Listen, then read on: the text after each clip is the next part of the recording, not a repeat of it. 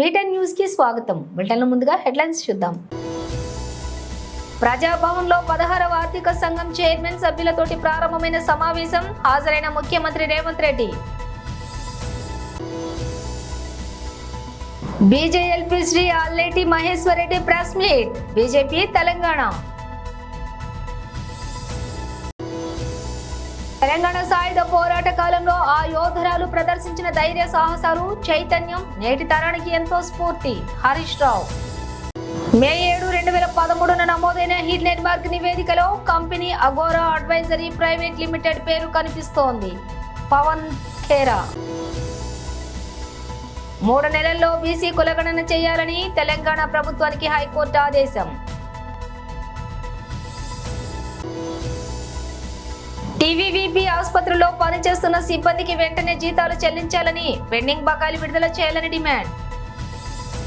భూమి కోసం, భుక్తి కోసం వెట్టి చాకిరి, విముక్తి కోసం పోరాడి తెలంగాణ ప్రజల తెగువను, పోరాట స్ఫూర్తిని ప్రపంచానికి చాటిన నిప్పు కణిక మన తెలంగాణ వీరవనిత చాకలి ఐలమ్మ. నాటి తెలంగాణ సాయుధ పోరాట కాలంలో ఆ యోధురాలు ప్రదర్శించిన ధైర్య సాహసాలు, చైతన్యం నేటి తరానికి ఎంతో స్ఫూర్తి. నేడు చాకలి ఐలమ్మ వర్ధంతి సందర్భంగా వారికి ఘన నివాళి. కేసీఆర్ ప్రభుత్వం చాకలి ఐలమ్మ త్యాగాలకు గుర్తుగా వారి జయంతి వర్ధంతి కార్యక్రమాలను అధికారికంగా నిర్వహించాలని నిర్ణయించి అమలు చేసింది. భావితరాలకు ఆ మహనీయురాలి చరిత్ర తెలువాలని పాఠ్యాంశంగా పెట్టి గౌరవించింది. 7 మే 2013 నమోదైన హిడెన్బర్గ్ నివేదికలో company Agora advisory private limited పేరు కనిపించింది. ఈ కంపెనీ మాధవి పూరి బుజ్జీ మరియు ఆమె భర్తకు చెందినది. అయితే హిడెన్బర్గ్ నివేదిక తర్వాత మాధవీజీ దీనిని ఖండించారు. ఆ ఖండనలోని తనను సేబీకి మారినప్పటి నుండి ఆ కంపెనీకి నిద్రాణ స్థితిలో ఉందని రాశాడు. అయితే ఈ కంపెనీలోని మాధవీజీకి ఇప్పటికీ 99% వాటా ఉంది. పవన్ ఖేరా. लगातार हम आपके सामने खुलासे कर रहे हैं और खुलासे ऐसे जो एक ऐसी संस्था के प्रमुख के बारे में है, उनके आर्थिक जो पूरा रिश्ते हैं अलग अलग कंपनियों से, उसके बारे में कर रहे हैं. We have been exposing the financial relationships of the SEBI chairperson with various companies and the conflicts of interest over the last 8 to 10 days. जवाब सेबी से अभी तक नहीं आया, जवाब प्रधानमंत्री से भी नहीं आया. आईसीआईसीआई ने जवाब दिया, जिनके सेबी चेयरपर्सन माधवी पुरी जी से क्या कितनी उनको क्या रिश्ते थे, कैसे माधवी जी के अकाउंट में कितने पैसे किस साल में आए, वो सारा हमने आपको बताया. आईसीआईसीआई ने एक जवाब दिया और उस जवाब के एवज में हमने आप लोगों को और सवाल भी पूछे, क्योंकि वो जवाब बिल्कुल ढुलमुल था. उस जवाब में कोई तथ्य नहीं थे. ICICI did respond to our expose, our charges that Ms. Madhavi Puri has been receiving money from ICICI in her account. However, we responded to the ICICI because the response of the ICICI did not really have the kind of substance that a response should have. To this date, we have not received a response from either SEBI or the Prime Minister's office. Today, we bring to you some very startling revelations. आज जो हम आपके सामने तथ्य पेश कर रहे हैं, वो आपको वाकई चौंका देंगे. हम भी चौंक गए जब इसको देखा. और आपके सामने ही फोन आया था पिछली प्रेस वार्ता में, जिस व्यक्ति ने मुझे, एक विसल ब्लोअर ने ये खबर दी थी. उसके बाद हमें 3 दिन लगे रिसर्च करने में, कागज इकट्ठे करने में. और जैसा कि मैंने आपको कहा, आजकल सूचनाएं इस सरकार के मातहत विभागों से, सेबी से, आईसीआईसीआई से सूचनाएं मिलती हैं. आप भी अगर कोशिश करेंगे तो आप लोगों को भी मिलेगी. तो खोजी पत्रकारिता का काम पत्रकार कर सकते हैं अब वापस से. 10 साल का आपको ब्रेक मिला, अब जरूरत नहीं है ब्रेक की. अब आगे आप करिए, मिलेगी इंफॉर्मेशन. हमें मिल रही है तो आपको तो मिलेगी मिलेगी. ये जो सूचना आप मिली, हिंडनबर्ग रिपोर्ट जो दूसरा हिस्सा आया था, उसमें एक कंपनी का नाम था अगोरा एडवाइजरी प्राइवेट लिमिटेड, जो 2013 में रजिस्टर हुई थी, 7 मई 2013 को रजिस्टर हुई थी। और ये माधवी पुरी जी के पति और माधवी पुरी जी की कंपनी है। लेकिन माधवी पुरी जी ने हिंडनबर्ग रिपोर्ट के बाद एक खंडन किया था। ये वो खंडन रहा जिस खंडन में उन्होंने लिखा कि जब वो सेबी में चली गई तब से ये कंपनी डॉर्मेंट है।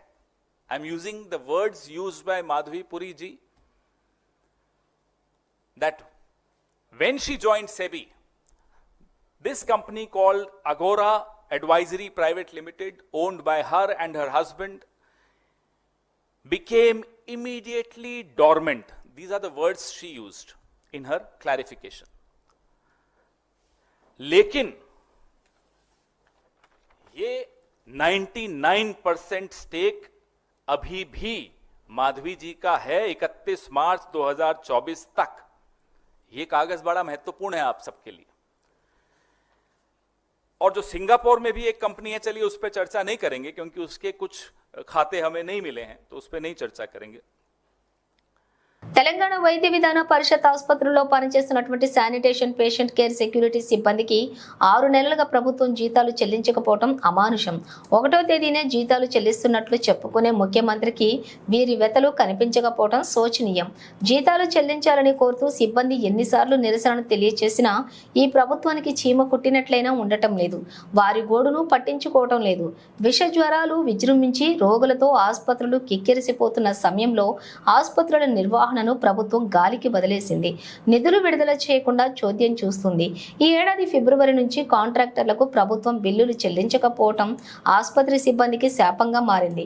ప్రభుత్వం తక్షణమే స్పందించి టీవీపీపీ ఆసుపత్రిలో పనిచేస్తున్నటువంటి సిబ్బందికి వెంటనే జీతాలు చెల్లించాలని, పెండింగ్ బకాయిలు విడుదల చేయాలని బీఆర్ఎస్ పార్టీ పక్షాన డిమాండ్ చేస్తున్నాం.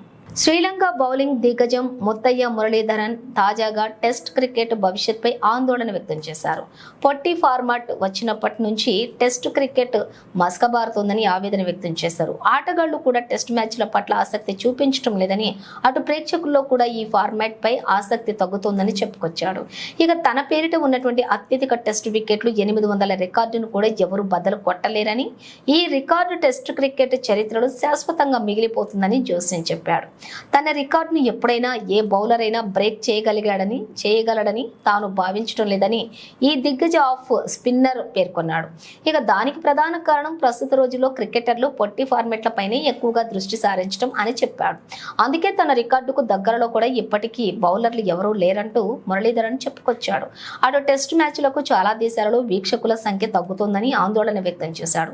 ఆంగ్ల వార్తా పత్రిక డైలీ మెయిల్ తో మాట్లాడుతూ మురళీధరన్ ఈ వ్యాఖ్యలు చేశాడు.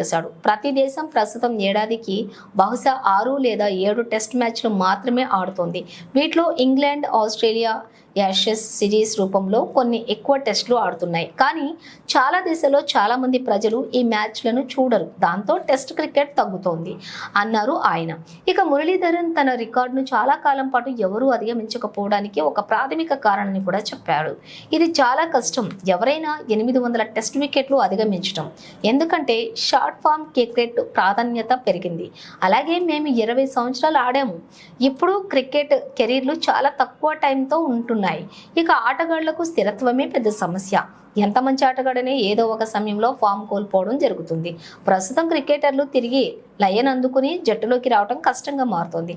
అప్పటికే ఎంతో టాలెంటెడ్ క్రికెట్లు జట్టులోకి వచ్చేస్తూ ఉంటారు.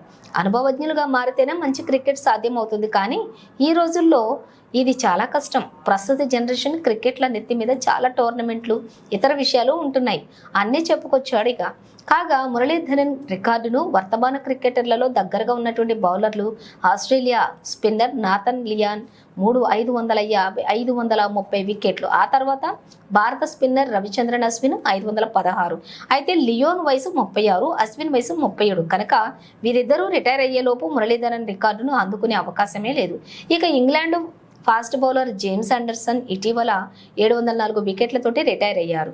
ఇది టెస్ట్ క్రికెట్ చరిత్రలో ఆల్ టైమ్ 3వ అత్యధిక వికెట్ల రికార్డు కావడం గమనార్హం. భారత ప్రధాని నరేంద్ర మోదీ అంటే తనకేమీ ద్వేషం లేదని కాంగ్రెస్ ఎంపీ లోక్సభలో ప్రతిపక్ష నేత రాహుల్ గాంధీ పేర్కొన్నారు. ఆయన ఆలోచన విధానాన్ని విభేదిస్తాను తప్ప ఆయనను ద్వేషించడం లేదని వివరణ ఇచ్చారు. ఈ మేరకు అమెరికాలోని టెక్సాస్ యూనివర్సిటీలో జరిగిన ఓ కార్యక్రమంలో రాహుల్ ఈ వ్యాఖ్యలు చేశారు. మోదీ ఆలోచనలు వేరు, తన ఆలోచన విధానం వేరని రాహుల్ చెప్పారు. వాస్తవానికి కొన్ని విషయాల్లో ఆయన పట్ల తనకు సానుభూతి ఉందని అన్నారు. వినడానికి ఇది మీకు ఆశ్చర్యం కలిగించవచ్చు, కానీ నిజం ఇదేనని, తనకు మోదీ అంటే ద్వేషం లేదని విద్యార్థులతో చెప్పారు. మోదీ వర్సెస్ రాహుల్ అంటూ పోల్చడం వంటి వాటితో ఎలాంటి ఉపయోగం ఉండదనేది తన అభిప్రాయమని రాహుల్ గాంధీ చెప్పారు. కాగా కాంగ్రెస్ అగ్రనేత రాహుల్ గాంధీ 3 రోజుల పర్యటన కోసం అమెరికాకు వెళ్లారు. ఇందులో భాగంగా ఆదివారం డల్లాస్లోని యూనివర్సిటీ ఆఫ్ టెక్సాస్ లో విద్యార్థులు, స్థానిక భారత సంతతి అమెరికన్లతోటి సమావేశమయ్యారు. You'll be surprised.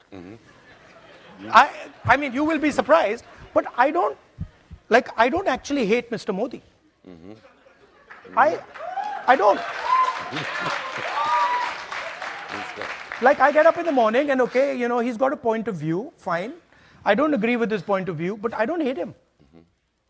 And in fact, in many moments I empathize with him.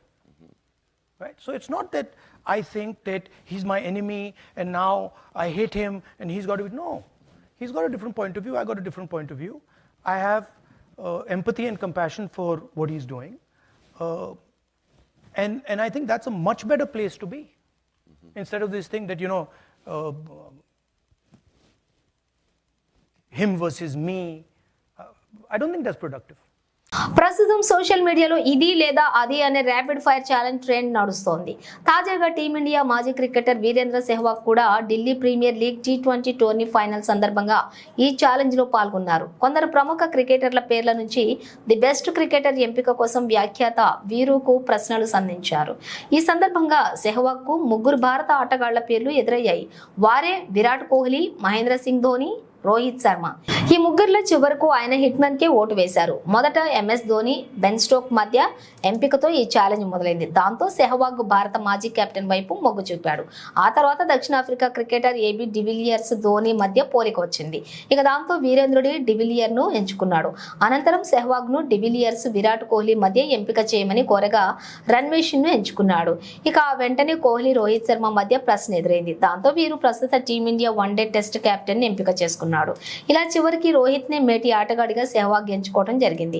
ఇదిలా ఉంటే గత ఏడాదితో పాటుగా అంతకు ముందు కూడా రోహిత్ శర్మ తనదైన ఆట తీరు, కెప్టెన్సీతో జట్టును ముందుండి నడిపిస్తున్న విషయం ఆల్రెడీ తెలిసిందే. దాంతో హ్యాట్మెన్ స్థాయి అమాంతం పెరిగిపోయింది. ముఖ్యంగా అతను టీమిండియాను స్వదేశంలో జరిగిన వన్డే ప్రపంచ కప్ 2023 పైన ఫైనల్ కు తీసుకువెళ్లడం అందరినీ ఆకట్టుకుంది.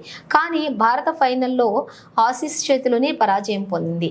ఇక రోహిత్ తన సారథ్యంలోనే ఈ ఏడాది T20 ప్రపంచ కప్ అందించాడు. ఈ టోర్నీలో కెప్టెన్సీతో పాటుగా ఆటగాడిగాను జట్టు విజయంలో కీలక పాత్ర పోషించాడు. ఒక దశలోని దక్షిణాఫ్రికాతో జరిగిన ఫైనల్లో ఇండియా ఓడిపోవటం ఖాయమని అనుకున్నారంతా. కానీ చివరికి 5 ఓవర్లలో తన కెప్టెన్సీ చతురతతోటి భారత జట్టును హ్యాట్సన్ గా విజేతగా నిలిపాడు.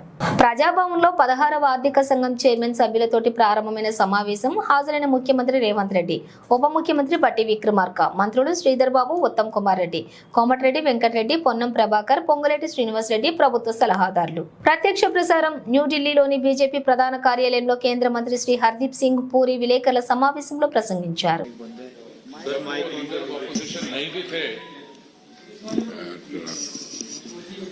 हो गया राहुल गांधी जी जब लीडर ऑफ ऑपोजिशन नहीं भी थे and he was either a private citizen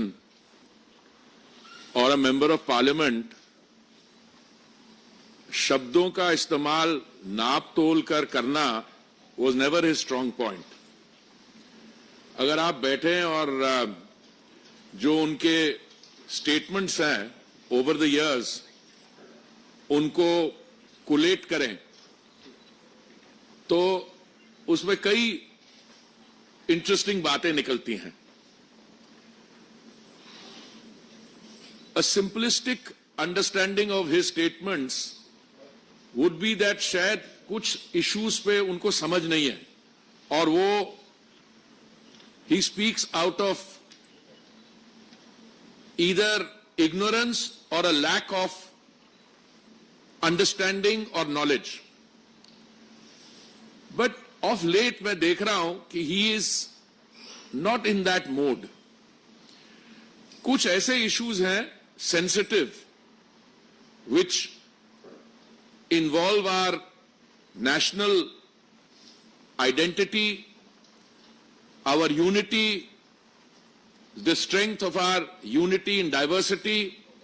इन चीजों के बारे जब वो बयान देते हैं तो मुझे लगता है कि ये एक नया किस्म का narrative which I think is a dangerous narrative उसको सेट करने की कोशिश कर रहे हैं. अब उन्होंने इस यात्रा के दौरान he obviously had RPG audience of people wearing turbans. तो out of the blue he says कि भारत में Sikh community has a certain anxiety that they cannot tie a turban, wear a turban, और कड़ा पहनने में मुश्किलात है उनको. Now I've been wearing a turban for over 6 decades, over 60 years at least, and I've been wearing a kada even for much longer after that. And I'm not only a proud Sikh, but I'm extremely proud of the fact that this government has gone out of its way to address the issues of concern to the Sikh community, and I don't think the Sikhs have felt safer and more honored than at any time in our history after 1947. And if there has been one time in our history 3 నెలల్లో BC కులగణన చేయాలని తెలంగాణ ప్రభుత్వానికి high court ఆదేశం. BC కులగణన చేయాలని హైకోర్టులో petition దాఖలు చేసిన బీసీ సంక్షేమ సంఘం రాష్ట్ర అధ్యక్షులు ఎర్రా సత్యనారాయణ పిటిషన్పై విచారించి 3 నెలల్లో బీసీ కులగణన చేసి నివేదిక సమర్పించాలని ప్రభుత్వానికి హైకోర్టు ఆదేశం. ఇక డీటెయిల్స్ చూస్తే ప్రత్యక్ష ప్రసారం BJLP Shri Alleti Maheshwar Reddy press meet BJP Telangana. మరి ఇది కాంగ్రెస్ ప్రభుత్వానికి చెంపపెట్టు లాంటిది. తెలంగాణ రాష్ట్రంలో జరిగినటువంటి ఎమ్మెల్యేల ఫిరాయింపు ఇది చట్ట విరుద్ధమని, ఎమ్మెల్యేల ఫిరాయింపు ఉల్లంఘన ఖచ్చితంగా 4 వారాల లోపల చర్య తీసుకోవాలని చెప్పి హైకోర్టు ఇచ్చినటువంటి తీర్పుని భారతీయ జనతా పార్టీ స్వాగతిస్తున్నది. ముందు నుంచి భారతీయ జనతా పార్టీ చాలా స్పష్టంగా చెప్తున్నది. మరి అదే తరాలో Bharatiya Janata Party writ petition file చేసిన దానికి అనుగుణంగా హైకోర్టు ఇచ్చినటువంటి తీర్పు చాలా చరిత్రాత్మకమైనటువంటి తీర్పు. ఇది చాలా స్పష్టంగా దీంట్లో మరి WP number 18553 of 2024 filed by Alleti Maheshwar Reddy as a floor leader Bharatiya Janata Party స్పష్టంగా మరి ఈరోజు జరిగినటువంటి ఫిరాయింపులు చట్ట విరుద్ధమని చెప్పి చాలా స్పష్టంగా హైకోర్టు చెప్పడం అనేది భారతీయ జనతా పార్టీ పూర్తిగా స్వాగతిస్తున్నది. మరి ఈ అంశాన్ని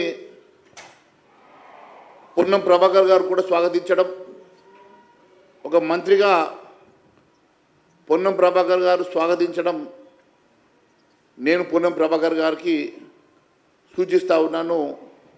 దయచేసి మీ ముఖ్యమంత్రి గారికి మరియు మీ ఖర్గే గారికి కూడా మీరు ఈ అంశాన్ని సూచిస్తూ మరి ఇది స్వాగతించడమే కాదు వెంటనే అమలుపరిచే విధంగా చర్యలు తీసుకోవాల్సిందిగా కోరుతా ఉన్నాం. దీని మీద మేము సుప్రీంకోర్టు వెళ్తామనో అప్పీల్ వెళ్తామనో ఆలోచన చేయకుండా ఇచ్చిన తీర్పుని గౌరవించి, భారత రాజ్యాంగాన్ని గౌరవించి, చట్టాలను గౌరవించి మీరు ఒక స్ఫూర్తిగా నిలవాల్సిన బాధ్యత మీ మీద ఉన్నదని తెలియజేస్తా ఉన్నాను. ఎందుకంటే చాలా స్పష్టంగా కాంగ్రెస్ పార్టీ గతంలో కాంగ్రెస్ పార్టీ ఎమ్మెల్యేలు ఈ రకంగా బారాస వీళ్ళ ఎమ్మెల్యేస్ ఎత్తుకపోయిన రోజు దానికి వ్యతిరేకంగా పోరాటం చేసింది కాంగ్రెస్ పార్టీ. ఇది చట్ట విరుద్ధం అని చెప్పేసి మరి గొడవ చేసిన రేవంత్ రెడ్డి గారు, వారి ఇంట్ల ముందు చావు దప్పులు కొట్టమని చెప్పినటువంటి రేవంత్ రెడ్డి గారు ఈరోజు మీరు ఈ రకంగా ప్రోత్సహించడం ఎంతవరకు సమంజసమని చెప్పి నేను అడుగుతా ఉన్నాను. మీ స్వయంగా మీ మేనిఫెస్టోలో కూడా చెప్పారు, ఇలాంటివి ప్రోత్సహించడం సరికాదు, కాంగ్రెస్ పార్టీ అధికారంలోకి వచ్చినాక చట్టాన్ని సవరించేసి ఏ ఒక్కరు కూడా పార్టీ మారకుండా చర్యలు తీసుకుంటామని మీ మేనిఫెస్టోలో చెప్పారు. అంటే మీ మేనిఫెస్టోలో చెప్పినటువంటి మీ ఏఐసిసి తీసుకున్నటువంటి నిర్ణయానికి మీరు కట్టుబడి లేకుండా, అది ఇందిరా కాంగ్రెస్ తీసుకున్న నిర్ణయము, ఇది మాత్రం కాంగ్రెస్ ఆర్ఆర్ తీసుకునేటువంటి నిర్ణయం వేరు ఉంటుందని, కాంగ్రెస్ ఆర్ఆర్ నిర్ణయానికి తెలంగాణలో ఏఐసిసికి సంబంధం లేకుండా తెలంగాణ కాంగ్రెస్ పార్టీ మా ఇష్టానుసారంగా మేము నిర్ణయం తీసుకుంటామని చెప్పదలుచుకున్నారా? మీరు నిజంగా ఏఐసిసి పరిధిలో ఉన్నారా? మరి ఏఐసిసి ఇచ్చినటువంటి మేనిఫెస్టోలో మీరు ఎక్కడ కూడా అమలు చేయకుండా తెలంగాణ రాష్ట్రంలో ఆర్ఆర్ కాంగ్రెస్ అధికారంలో ఉన్నదని చెప్పదలుచుకున్నారా? మరి అర్థం కావడం లేదు. మీరు ఒక్కసారి ఆలోచన చేస్తే హైకోర్టు ఆదేశాలు స్పీకర్ గారు వెంటనే వారి పరిధిలో ఉన్నది, వారు 4 వారాల లోపల చర్య తీసుకోమని చెప్తా ఉంటే, మరోవైపు పూర్తిగా విరుద్ధంగా మీరు నిన్న తీసుకున్నటువంటి పిఎస్సి కానీ, పిఎస్సి చైర్మన్ నియామకం కానీ, ఈరోజు మీరు ఏఐసిసి తీసుకున్నటువంటి నిర్ణయానికి విరుద్ధంగా కానీ మీరు చేసేటువంటి చర్యలకు పొంతన లేకుండా ఉన్నది. హైకోర్టు ఏదైతే ఆదేశించినటువంటి 3 ఎమ్మెల్యేలే కాదు, మిగిలిన 7 ఎమ్మెల్యేల మీద కూడా మొత్తం 10 మంది ఎమ్మెల్యేల మీద మీరు చర్య తీసుకోవాల్సిన బాధ్యత మీ మీద ఉన్నదని తెలియజేస్తా ఉన్నాను. మరి ఒకవైపు హైకోర్టు అంత స్పష్టమైనటువంటి చరిత్రాత్మకమైన తీర్పిచ్చినా కూడా ఏమీ పట్టనట్టుగా ఈరోజు రేవంత్ ప్రభుత్వము మరొక తప్పిదానికి దారితీసింది. రేవంత్ ప్రభుత్వం ఈరోజు ఫిరాయించినటువంటి ఒక ఎమ్మెల్యేకు పిఎస్సి చైర్మన్ చేయడం అంటే, ఈరోజు మీరు హైకోర్టు ఇచ్చిన తీర్పుకు విరుద్ధంగా మీరు నడుచుకున్నట్టుగానే మేము భావిస్తున్నాం. చట్టసభల్లో ఎంతో హూందతనం, ఎంతో గౌరవాన్ని భావి తరాలకు చూపించాల్సినటువంటి ఈ చట్టసభలు ఈరోజు ఈ రకంగా ఒక ఫిరాయింపుదారుడికి, మీ పార్టీలో చేరినటువంటి ఫిరాయింపుదారుడికి ఈరోజు మీరు పిఎస్సి చైర్మన్ ఇవ్వడం అంటే, ఈ పద్దుల కమిటీ అనేది ఈ ప్రభుత్వం ఖర్చు పెట్టే ప్రతి పైసా గురించి, తప్పుడు లెక్కల గురించి ప్రశ్నించేటువంటి పిఎస్సి కమిటీ ఎప్పుడు కూడా ప్రతిపక్షానికి ఇవ్వడం జరుగుతుంది. అలాంటిది గతంలో మీరు ఒకసారి గుర్తు చేసుకోండి, ముఖ్యమంత్రి రేవంత్ రెడ్డి గారు, నేను 2009 అసెంబ్లీలో మొట్టమొదటిసారిగా కాలు పెట్టినప్పుడు, అప్పుడు వైఎస్ రాజశేఖర రెడ్డి గారు ముఖ్యమంత్రిగా కిరణ్ కుమార్ రెడ్డి గారికి అడిగారు, మీరు తెలుగుదేశం నుంచి 3 పేర్లు అడగండి, వారు ఇచ్చినటువంటి ఒక పేరు నాగం జనార్దన్ రెడ్డి గారికి కాకుండా 3 పేర్లు అడగండి, 3 పేర్లలో ఒక పేరు మనం నిర్ణయం చేద్దామంటే, కిరణ్ కుమార్ రెడ్డి గారు మనం అసెంబ్లీని గౌరవించాలి, చట్టసభల్ని గౌరవించాలి, అక్కడ ఉన్నటువంటి ప్రొసీజర్స్ని ఫాలో కావాలని చెప్పేసి వారు అట్లా కాకుండా ఒకే ఒక పేరుని వారు ఆ రోజు వారు పంపినటువంటి పేరు నాగం జనార్దన్ రెడ్డి గారికి పిఎస్సి చైర్మన్ ఇచ్చారంటే, ఆ రోజు చట్టసభల మీద ఒక స్పీకర్కి ఉన్నటువంటి గౌరవం అది ప్రతీక అని చెప్పి నేను తెలియజేస్తా ఉన్నాను. అది గతంలో మీకు తెలుసు, మీరు ఆ రోజు 2009 అసెంబ్లీలో నేను మొదటిసారిగా అసెంబ్లీలో ఉన్నప్పుడు మనందరికీ ఆ సాంప్రదాయం, ఒక గౌరవం చట్టసభల మీద మనకు కలిగింది. కానీ మీరు ఈరోజు ముఖ్యమంత్రిగా ఈరోజు అదే 3 పేర్లు పంపినప్పటికీ కూడా, అపోజిషన్ ఉన్నటువంటి టీఆర్ఎస్ 3 పేర్లు పంపినప్పటికీ మీరు ఆ 3ట్లో ఒక పేరు కాకుండా మీ ఇష్టానుసారంగా మీ పార్టీలో చేరినటువంటి బారాస ఎమ్మెల్యే పేరు ఈరోజు మీరు ప్రతిపాదించిందంటే, దీన్ని బట్టి చాలా స్పష్టంగా ఏ రకంగా మీరు ఈ చట్టసభని నడపాలని, ఏ రకమైనటువంటి సిగ్నల్స్ని మీరు భావి తరాలకు ఇస్తున్నారనేది చాలా స్పష్టంగా అర్థమవుతున్నది. గౌరవ ముఖ్యమంత్రి గారిని నేను 2 విషయాలు అడుగుతా ఉన్నాను. మీరు ఈ చట్టసభల్లో ఒకవైపు ఫిరాయింపులు, మీ మేనిఫెస్టోలో చాలా స్పష్టంగా ఇది సవరణ చేసి భావి తరాల్లో ఏ ఒక్క ఎమ్మెల్యే ఎంపీ కూడా ఒక పార్టీ నుంచి మరో పార్టీకి గెలిచిన తర్వాత వెళ్లకుండా కఠినమైనటువంటి చట్టాలను మనం తీసుకొస్తామని మీరు మేనిఫెస్టోలో చెప్తూ, ఈరోజు మరోవైపు మీరే ఇక్కడ తెలంగాణలో ప్రోత్సహిస్తున్నారంటే మీ ఏఐసిసికి మీకు మధ్యలో ఏమన్నా గ్యాప్ వచ్చిందా, లేకుంటే ఏఐసిసిలో ఈరోజు తెలంగాణ కాంగ్రెస్ పార్టీ భాగం కాదా? మీరు అది ఇందిరా కాంగ్రెస్ అయితే నాది ఆర్ఆర్ కాంగ్రెస్ అని చెప్పదలుచుకున్నారా? మీరు చెప్పాల్సినటువంటి అవసరం ఉన్నదని తెలియజేస్తా ఉన్నాను.